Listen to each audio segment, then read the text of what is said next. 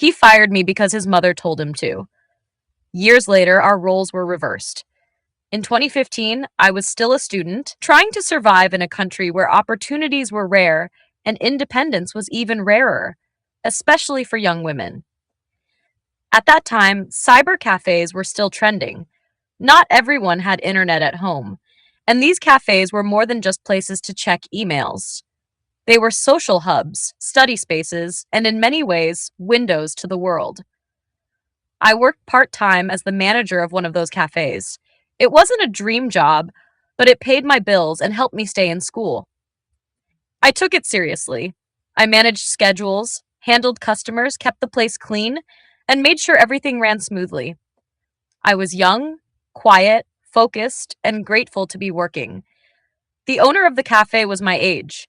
He had inherited the business from his family, and he spent a lot of time there.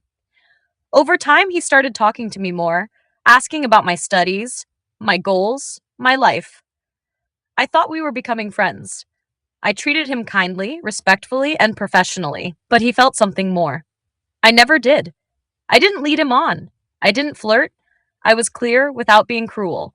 I saw him as a colleague, a friend, someone I trusted. Then his mother noticed. In our society, parents often choose their children's spouses.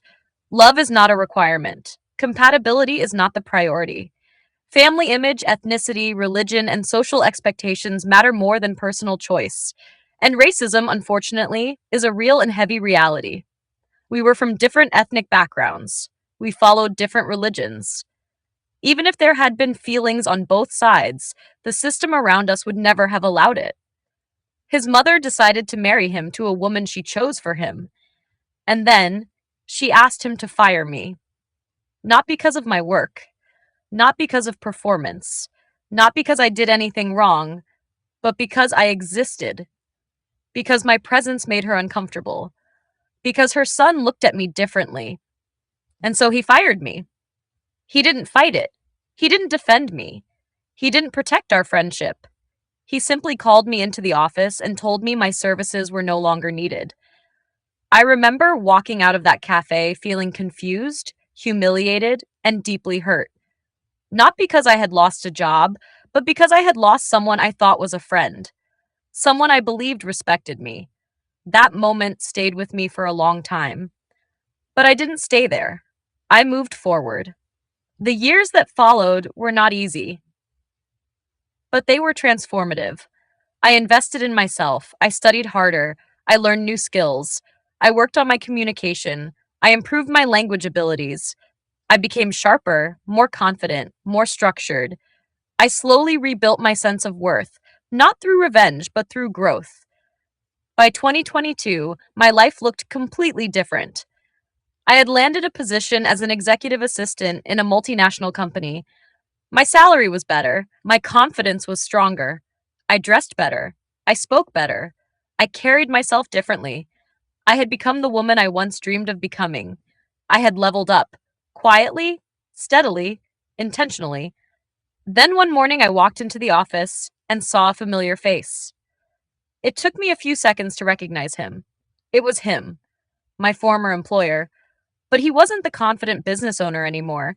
He was now a simple worker in a small role. His cyber cafe business had collapsed after COVID. Cyber cafes were no longer trending. Everyone had internet at home now. His world had changed. He had changed. He had gained weight. He looked tired. His posture was different. His eyes no longer carried certainty, only regret. The first day he heard I had joined the company, he came to my office. His eyes lit up, and I didn't recognize him at first. That alone said everything. Later, he told me he was unhappy in his marriage. A few months after that, his mother passed away. And the very first thing he did was divorce his wife. I was shocked by how quickly he erased the life she had chosen for him. There was no visible grief, no reflection, just another escape. Then he tried to make things work between us. But for me, nothing had changed. I had never seen him as a partner. Not then. Not now. And now, more than ever, I was in a different place, emotionally, mentally, socially, and professionally. I had outgrown the version of myself who once needed that job, that friendship, that validation. I didn't reject him with anger. I rejected him with peace. Because some chapters are not meant to be reopened. They are meant to be outgrown. And sometimes the most powerful revenge isn't success, it's becoming someone who no longer needs closure.